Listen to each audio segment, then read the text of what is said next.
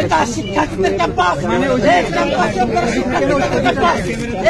Public বিশ্ববিদ্যালয়, এটা জনগণের ক্যাম্পাস, জনগণের বিশ্ববিদ্যালয়। পুলিশ জনগণের ট্যাক্সের টাকায় চলে। পুলিশের ক্যাম্পাস না, জনগণের ক্যাম্পাস, জনগণের হাসপাতাল আছে।